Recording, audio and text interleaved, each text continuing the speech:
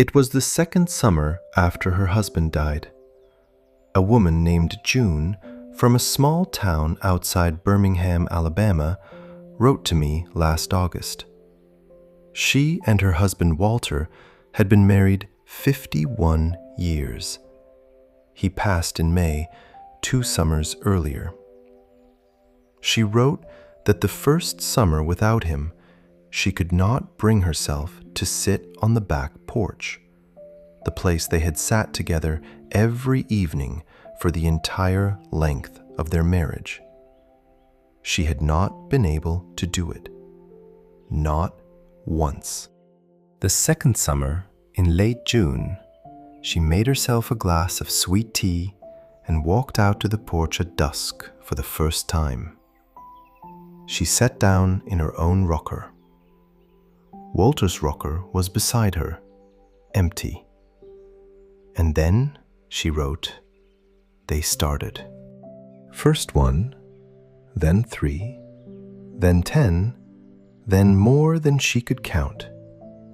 Fireflies across the entire yard, drifting up out of the grass the way they had every summer of her childhood, every summer of her marriage, every summer of her life.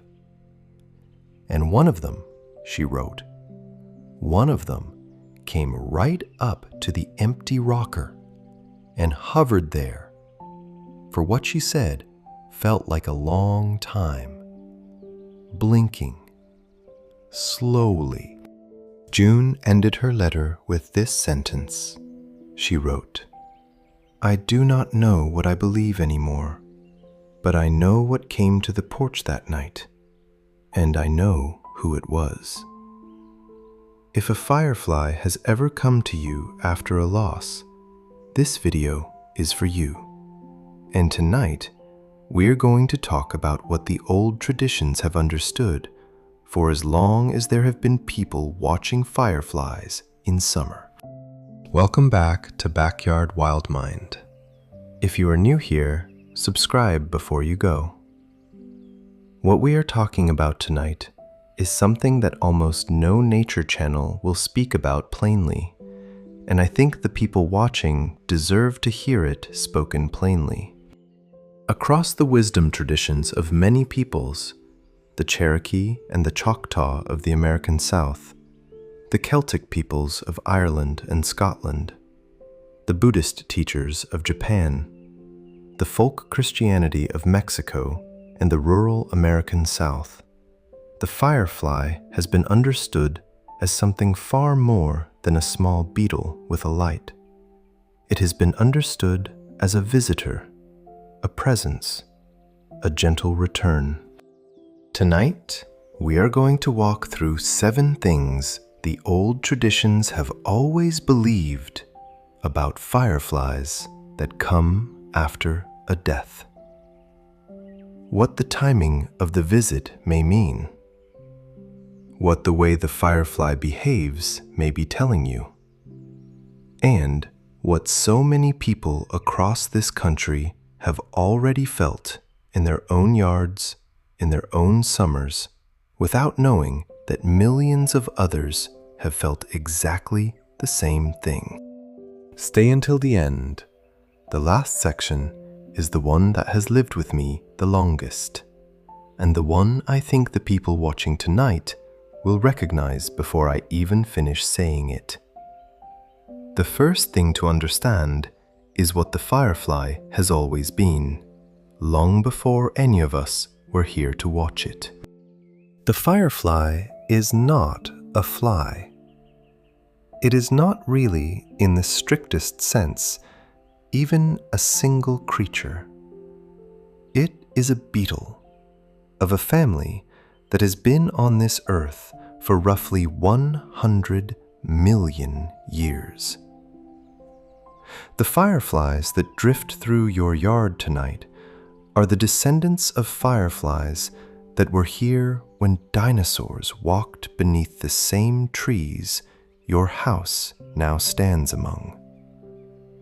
They were carrying their light then. They are carrying it now. Across the old traditions of nearly every culture that has lived alongside fireflies, this has been noticed. The firefly is not a new thing. The firefly is an ancient thing, and the light it carries is one of the oldest light sources still active in the natural world, older than our species, older than language, older than every name we have ever given to grief. In Cherokee tradition, the firefly was sometimes called the little keeper of starlight. The teaching, passed through generations across what is now the American Southeast, was that the firefly carried a small piece of the original light that the stars themselves had carried at the beginning of the world. When a firefly appeared, it was not a small thing. It was something very old, paying you a visit. In Japanese Buddhist teaching, fireflies, hotaru in Japanese, have been understood for over 1,000 years as the visible form of departed souls returning briefly to the places they loved. The Buddhist poet Issa, who lived in the early 1800s, wrote dozens of haiku about fireflies after he lost his wife and his children.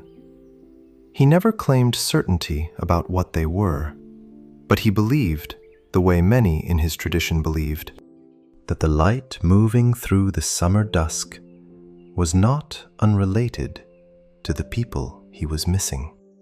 In Celtic folk tradition across Ireland and parts of Scotland, fireflies and their kin, the glowworms, were considered lantern bearers, small beings carrying light through the dark places to guide travelers and souls who might be lost. If a firefly has appeared to you in the summer following a loss, the old traditions did not see this as random. They saw it as something old, something patient, something carrying light, coming close to a person who needed it. And whether you believe any of it or not, the firefly is, in actual fact, ancient. It has been here for a very long time. The light it carries is a real light, generated by a chemistry older than most things on this earth. And it came, on that night, into your yard. Here is something almost no one realizes about fireflies, and I want to give you this piece briefly because it changes everything about how you understand a firefly visit. The Cherokee Society for Invertebrate Conservation, which has been studying firefly populations across North America for decades, has documented something that most people do not know. Fireflies, in the larval stage, live in the soil for 1 to 2 years, sometimes longer, underground, in the same patch of earth. They feed there, they grow there, they wait there. What this means is that the firefly drifting across your yard tonight, the one you noticed because of the way it moved, slowly, deliberately, almost as if it knew where it was going, grew up in the soil of your yard, or your neighbor's yard, or the wood line at the edge of your property. It came from the ground of a place your loved one walked on, sat on, tended, loved. The Cherokee Society has also documented something the old traditions noticed long before there was a name for it.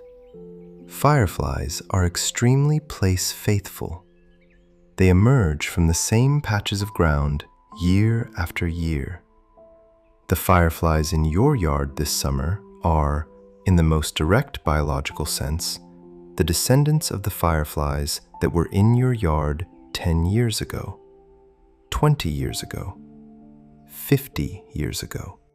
If your loved one stood on that porch with you 20 summers ago and watched the fireflies rise. The fireflies rising tonight are the descendants of the ones they watched. The same line, the same soil, the same light. Across many traditions of the American South, particularly among the Choctaw and the Cherokee, but also in the folk Christianity that grew up in those same regions, the land itself has long been considered a keeper of memory. The places we loved hold us. The places that held our loved ones hold them. And the small lives that rise out of those places carry, in some way the old traditions did not need to explain, something of what came before. When a firefly drifts across the yard of someone who is missing someone, the old understanding was very simple.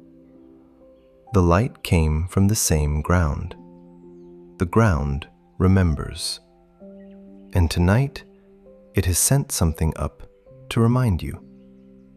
Stop and think for a moment about the actual light of a firefly. It is unlike any other light you encounter in your daily life. It is not warm. There is no heat in it. It is not electric. There is nothing artificial about it.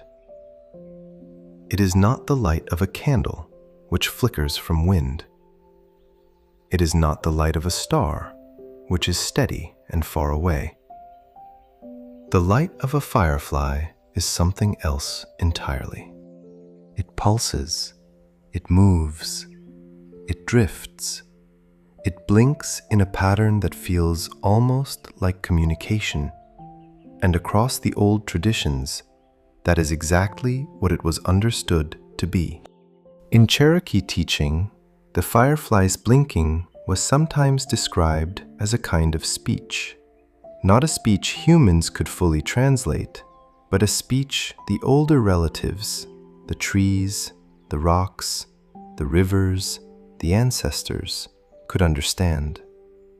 The firefly was, in this teaching, a small interpreter, a creature that spoke the older language. And when it came to a person, the blinking it offered was sometimes considered a message left behind, in a tongue you might not be able to read with your mind, but might be able to understand with something else. A reader named Teresa from a small town in eastern Kentucky wrote to me last August. Her mother had passed in early July after a long illness. The funeral had been on a Wednesday. On the Friday night after the funeral, Teresa was sitting on the back steps of her mother's house, the house she had grown up in, when a single firefly came across the yard. It was, she said, the only firefly she saw that night. It came directly toward her. It hovered about 3 feet from her face, for what she said felt like a very long time. And it blinked, not the rapid blink of an excited firefly, but slow, 5 times. Then it drifted away over the fence. Teresa wrote, I am not a person who believes in things. I was not raised to believe in things. But I sat on those steps after that firefly left, and I could not stop crying, because I knew it was Mama, and I do not care that I know it. I just do. What I told Teresa, and what I want to tell you, is that the old traditions of her own region, the Appalachian South, the Cherokee homeland, the folk Christianity of her grandmothers, had room for what she felt. They always had. The reason she felt it so clearly is that something in her own bones, inherited from grandmothers she may not have met, already knew what the firefly was. The light of a firefly carries something. Across many traditions, what it carries is a message you cannot read in words. You can only read it the way Teresa read it, in the dark, sitting on the steps of a house that suddenly felt different than it did the day before. The fourth thing the old traditions have noticed about fireflies that appear after a death is this. Sometimes it is many, but sometimes it is one. And when it is one, that matters. Here is something most people do not realize. Fireflies do not generally travel alone. They emerge in groups. They flash in synchrony in many species. The pattern of their lives is fundamentally social, even though we tend to experience them as solitary points of light against the dark. So when a single firefly appears to a person who is grieving, when one comes across the yard alone, hovers, blinks, and leaves, the old traditions did not consider this ordinary. They considered it specific. Across the folk traditions of the rural American South, the appearance of a single firefly in a moment of remembrance has long been understood as a direct visit, not a flock, not a swarm, a single light sent to a single person for a single moment. In Mexican folk Christianity, particularly in the regions where the practice of Dia de los Muertos is most alive, single fireflies that appear during the days of remembrance are sometimes called luciérnagas de los abuelos, the fireflies of the grandparents. Not because the firefly is the grandparent, but because the visit in that tradition is understood to come from somewhere very close to where the grandparents now are. If a single firefly has come to you alone, in the dark, in a moment when you were thinking about someone, the old traditions did not call that coincidence. They called it attention. The world, in some old way that does not require a complete explanation, was paying attention to you through that one light on that one night. The light of a firefly that comes alone is, in many traditions, considered the most carefully sent kind. It is the one that took the most trouble. It is the one that, in some way that the old people understood without needing to spell it out, had to find you specifically. The fifth thing to consider is the hour of the firefly's visit. I am going to say something that most spiritual content avoids saying clearly, and that most nature content avoids saying at all. I think the hour matters. And the old traditions almost universally agreed that it does. In Cherokee teaching, dusk, the time the firefly most often appears, was considered a sacred threshold. The hour when the world is neither in the day nor in the night, when the spirits of the living and the spirits of the ancestors are understood to be closest to each other. The hour when the veil, to use a word from a different tradition that points at the same thing, is thinnest. In Celtic tradition, this hour was called the gloaming. In Japanese Buddhist teaching, it was sometimes called the hour of meeting. In the folk Christianity of the American South, it was simply called the cool of the evening, the same phrase used in the book of Genesis to describe the hour when God walked in the garden with the first humans. Across nearly every wisdom tradition on earth that has paid attention to the daily turning of light, the hour of dusk has been understood as the most spiritually porous hour of the day. And the firefly chose that hour. Not in the bright sun, not in deep night. In the in-between time, the time when the boundary between this world and whatever comes after whatever you call it, whatever you believe about it, has been understood for thousands of years to be the thinnest. If a firefly has come to you in the dusk after a loss, you were visited at the hour the old traditions considered most likely for such visits to happen. The firefly did not pick a random time. It picked the hour the world has always reserved for the close passage of what is otherwise far away. And it picked the hour you happened to be there, sitting on the porch, walking to the mailbox, standing at the back screen door, watching the yard go from gold to blue. That was not nothing. That was the hour. And the firefly came to find you in it. The sixth sign is one many people notice without quite realizing what they are noticing. The firefly comes back.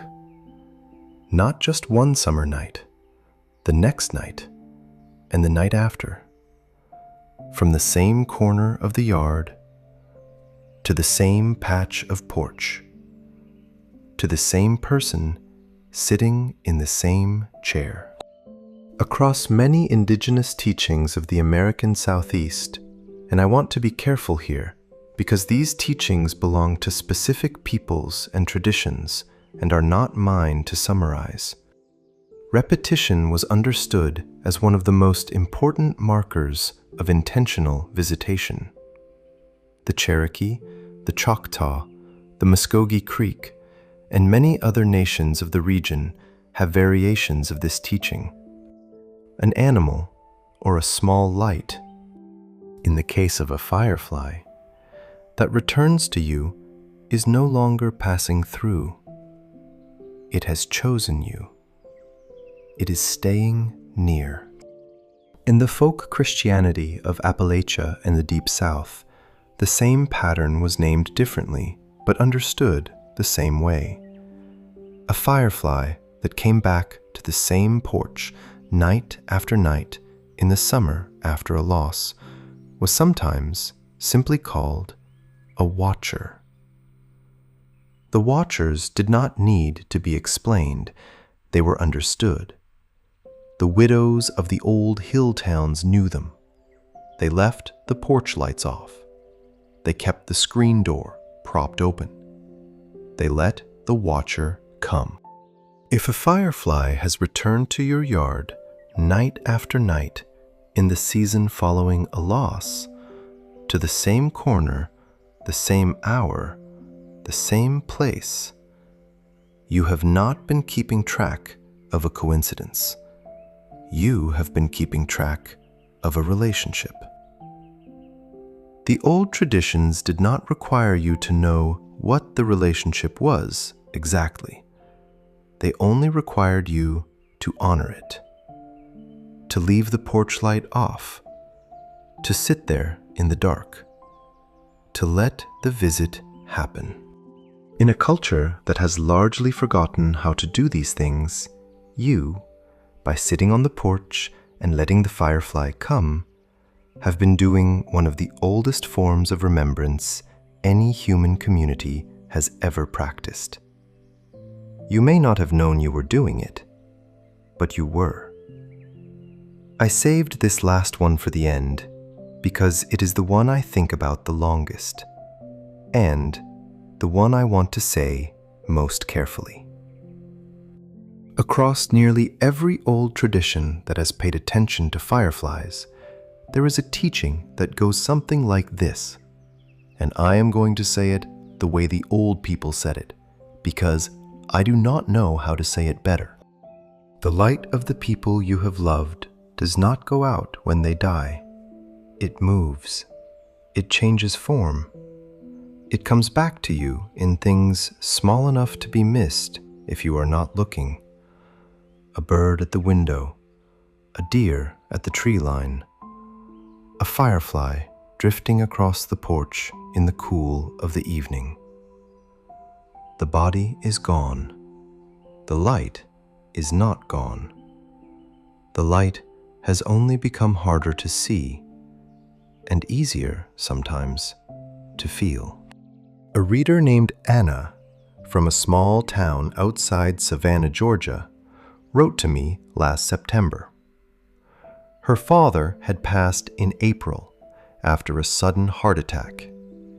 He had been the firefly watcher of her childhood, the one who took her out into the backyard every June, every summer of her growing up, to count fireflies with her on the back lawn. The first summer without him was unbearable. She wrote that she could not bring herself to go outside in the dusk. The whole summer passed her by, June, July, most of August. She did not see a single firefly. She thought she had missed the season entirely. On the night of August 27th, 3 days before what would have been her father's 70th birthday, she walked out to the backyard at dusk for the first time.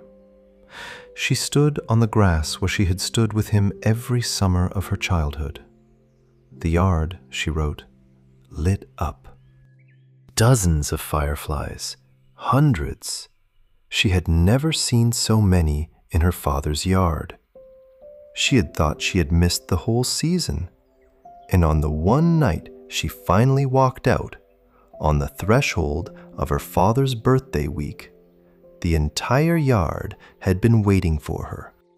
Anna wrote, "I will never tell anyone outside my family this story, except you, because I think you would understand. The yard did not light up by accident. He had been waiting, and he wanted me to know that he is still where he always was, in the yard, in the summer, in the light. I want to tell you what I told Anna, and what I want to tell you if you have had a firefly come to you in a moment that mattered. I cannot tell you with certainty what the firefly was. No honest voice can. But the old traditions, across continents and across centuries, have arrived independently at a teaching I have not been able to dismiss the more I have listened to people like Anna and June and Teresa. The teaching is this: the light of the people we have loved is not destroyed by death. It is transformed. It returns to us in forms quieter than the form it had when they were alive, but no less real. The firefly, with its ancient body, its ancient light, its emergence from the same ground our loved ones walked on, has always been understood as one of the gentlest of these returns. Not the only one, not the most dramatic, but the one that comes most often to the most people, in the season most associated with childhood and porches and the long evenings of family. If a firefly has come to you after losing someone, you were not imagining anything. The firefly was real. It came from the soil of a place that holds the memory of who you have lost. It came at the hour the world has always reserved for the closest passage. It chose your yard, your porch, your window, and it carried in its small, ancient body a light that has been on this earth far longer than human grief and human memory and human language to describe either of those things. Whether you call it your loved one, or a sign, or a visit, or a small kindness from a world that is, sometimes, when it matters most, willing to be kind. The choice of what to call it is yours. But the old traditions on the question of whether something happened that night are unanimous. Something happened. The firefly was part of it. And you were part of it too. Fireflies have been coming to grieving people For as long as there have been humans and summers and dark yards and porches to sit on, they were coming to the Cherokee mothers 1,000 years ago. They were coming to the Japanese widows of the 1100s. They were coming to the Irish grandmothers in the long evenings of the cottages. They will be coming long after we are gone, in summers that have not yet happened, on porches that have not yet been built, for people who have not yet been born. And every single time it happens, every single time a firefly drifts across the lawn of a person who is missing someone, one of the oldest, gentlest, most patient things in this world is doing what it has always done, showing up with light at the right hour. If that has ever happened to you, sit with it. You were chosen by the firefly, by the soil, by the ancient light, by the hour, by whatever name you use for the part of this world that in the deepest summers still reaches for us with light. Before I let you go, I want to say something honestly. Backyard Wild Mind is a small channel. It is one person sitting at a desk, reading the letters people send in, reading the old traditions, and trying to put into words what I think the wild lives around our homes, and the small lights in the summer dark have always been trying to say to us. If this video reached you tonight, the most helpful thing you can do is hit the subscribe button and turn on the bell. Not for me, for the next person sitting alone on a porch in late June, watching for a firefly, missing someone the way you have been missing them. The algorithm only finds them this video if enough of you tell it that the work matters. If you can leave a comment, even one sentence, it is what keeps small channels like this one alive in a world full of louder ones. Before you go, I want to ask you something, and I want you to know that I read every comment that comes in. Has a firefly ever come to you after losing someone? When was it? Where were you sitting? Who were you thinking of? Did you tell anyone afterward? And if you did they understand? I read every story, and I carry them with me.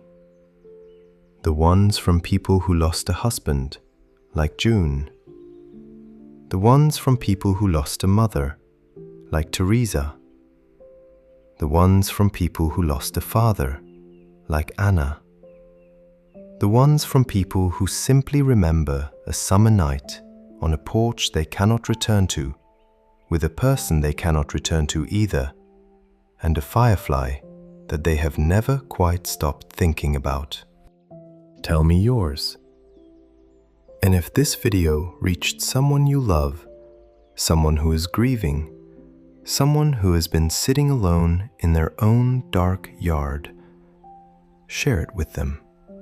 Sometimes the right words at the right hour are exactly the thing. Thank you for being here at Backyard Wild Mind. This is a channel about the small wild lives that share our backyards with us. The birds, the butterflies, the things we hear at night, the lights that drift through the summer dusk, the creatures that have decided, for reasons of their own, to live close to us, and to come close when we need them to. If that is the kind of channel you want to spend time with, I would love to have you stay. I will see you in the next one.